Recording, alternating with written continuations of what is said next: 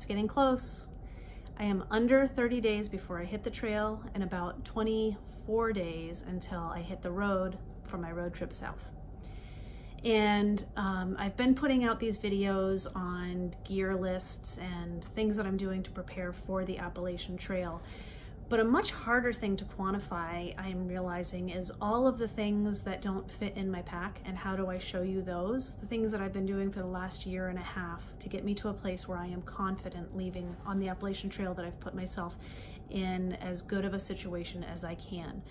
I am determined to make it to Katahdin. I'm sure everybody that leaves is. But the one thing that I can do besides go out there and do it is have some really strong preparation leading into the trail. So let me take you through the thought process of what I have done to get me into a place where I am feeling good and feeling like I have wrapped up a lot of the loose ends before I head out. First of all, as I hiked the long trail a year and a half ago, at that point, my dream was to hike the Appalachian Trail, but I felt like I was biting off more than I can chew. I hadn't done any long distance backpacking in 30 years since college, and I needed to go out and to really determine whether it was something I enjoyed doing again. So I went ahead and I did the long trail. That was a month instead of a 6-month Appalachian Trail, and it turns out I did. I really loved almost every aspect about the long trail, besides the rain. But that has led into my ability to plan better for the Appalachian Trail. Another part of that is when I got back, I had been going to a physical therapist for about 6 months leading up to the long trail. And when I got back, realized that even though I was in the best shape that I had been in several years, despite having been a runner beforehand and a tennis player, I was still having knee problems when I got back from the long trail. And when I spoke to my physical therapist about it, we had known that I had bone-on-bone osteoarthritis, but we thought that was kind of a small part of what was going on. We thought it was more muscular related to the running that I had been doing. She sent me to a new orthopedist that I hadn't been to before, and we determined that the osteoarthritis was creating a bigger problem than I had realized with my knees. And I was fortunate. I went to her at a time that she was just starting to implement a new procedure instead of knee replacements called lipogems. Lipogems is a process where they take fat out of one part of your body and inject it into the joint where the cartilage is missing. So they do it on knees and shoulders, hips.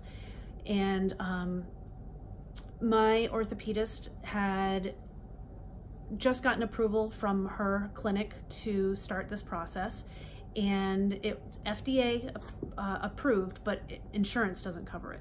So she gave me the opportunity to be one of her first clients to go ahead and have this process. So I was her patient number 3. And a year out from now, after the process, I can tell you that it has been a success.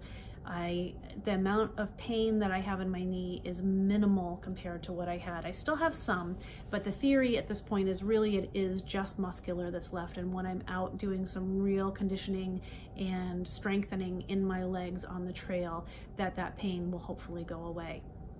So keeping my fingers crossed on that.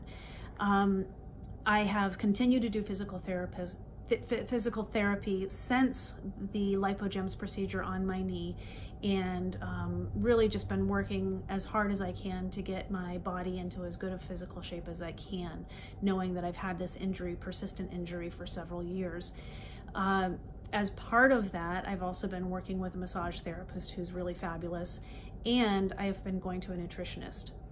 Food has been kind of a linchpin of my adult life. I know how to gain weight and I know how to lose weight. I have no idea how to really properly eat or how to maintain weight. So I started working with a nutritionist to learn how to eat properly again well, it was this summer when I started going to her. And in the process, I've gotten a handle on that again, and have lost about 25 pounds. So basically my pack weight, which feels like a really solid effort on my part. I know I'm gonna lose more weight on the trail when I'm out there. It's not a huge concern for me whether I do or whether I don't. I just wanna be healthy and I wanna succeed. So this was one of those things that I did to help my body as I prepared. In the process of working with the nutritionist, we have also worked with how I will eat on the trail to fuel my body, which is probably why I did that food video, is because it's a concern for me. I don't think that I will be able to succeed at this, fueling myself with honey buns and Pop-Tarts, although I would love to, because really that's how I like to eat. I'm going to need a much better combination of fats and proteins and carbs going out onto the trail. So I've been doing education on that and really trying to learn how to fuel my body well. So that's been another big part of the physical component. Another physical aspect of this was when I was on the long trail, I really realized that I hated wearing glasses when I was hiking. They would fog up in the rain because, as I've said before, there's rain in Vermont on the long trail, and they would also slip down my nose. I just felt like they were annoying all the time. It was just like having a gnat flying around my head. It was something that was bothersome. It was annoying. So I went ahead and found out that I was a good candidate for LASIK surgery. So 1.5 years ago, I had LASIK on my eyes, and I'm feeling really good about that. It's been a great procedure, and I haven't had any complications as a result of it. Another part of the physical was that I am an adult that is afraid of the dentist. I don't know why, I have no idea, but I have forced myself to spend time in the dentist chair over the last 4 months. I have had a crown and 2 fillings replaced, and I'm really glad that I did, because when they removed the crown to put on a new one, realized that there was more decay happening underneath that crown. So, phew. I'm hoping that I have avoided a crisis with my teeth on the trail. Kind of related to that is that I've had in my adult life an ingrown toenail that has been a problem, and it's become infected twice as an adult. And I've gone ahead and had that surgically removed and cauterized with the idea that it won't grow back now, so it will not be a problem on the trail. And I had that done about 4 months ago, and it's doing great so far. The nail has not grown back. Also, right now I have 9 stitches in my back. I had a cyst removed on a spot right where my backpack rubs, and even though the cyst itself was not problematic, there was concern that with 6 months of continued rubbing on that spot and the sweat that I would be developing, that it could become problematic. So we went ahead and just took care of that up front. 2 things that are not physically related that I have done, but probably just as equally as important.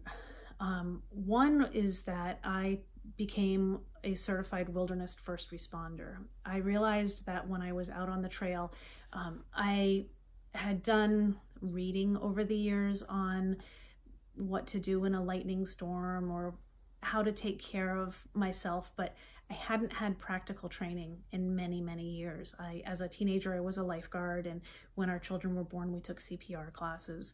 But that's different than being out in the wilderness where you're not around any resources that can help you. And so not only am I now feeling more confident about wilderness first aid for myself, but for the community around me. I'm not a doctor, but what I think this has brought me is a really healthy sense of boundaries and knowing limits, as much as it has, renewing the confidence in my CPR skills and how to apply a bandage and pressure and how to evacuate somebody out of a spot. These are skills that I hope I never have to use, but they are bringing me some peace of mind and some confidence as I'm going out on the trail that I can take care of myself. Another big part is the financial aspect. Now, I have been an at-home mom for the last 25 years, and I have not brought an income into our household. So me going on the trail is not affecting our bottom line, but it is a luxury. It's money that's being spent on something that I want to do. And it's a significant undertaking. It's 6 months of living out on the trail is expensive. So the way that I have rationalized it for myself and kind of offset that expense was, we live in a house that's about 140 years old, and it's a sprawling kind of New England style house that has had additions put on over the years and has a barn off of it. And last year it needed to be painted. So instead of spending the thousands, literally thousands of dollars to pay a contractor to paint our house, I did it.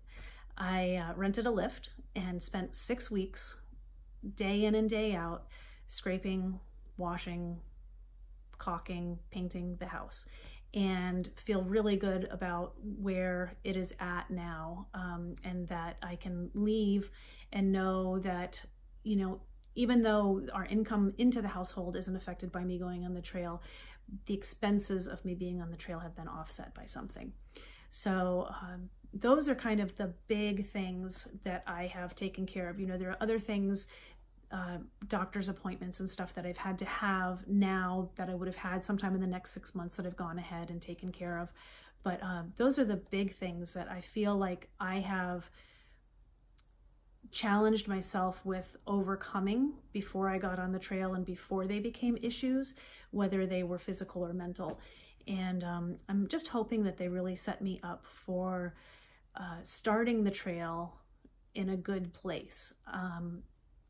I want every opportunity that I can take to succeed at this. I'm not a 20-year-old. I'm not as fit as I was when I was 20 years old, but I do feel like I have some more mental toughness than I had when I was younger. I've been through more in life, and I have that opportunity to be wise about some of the things that I know I can push myself through now.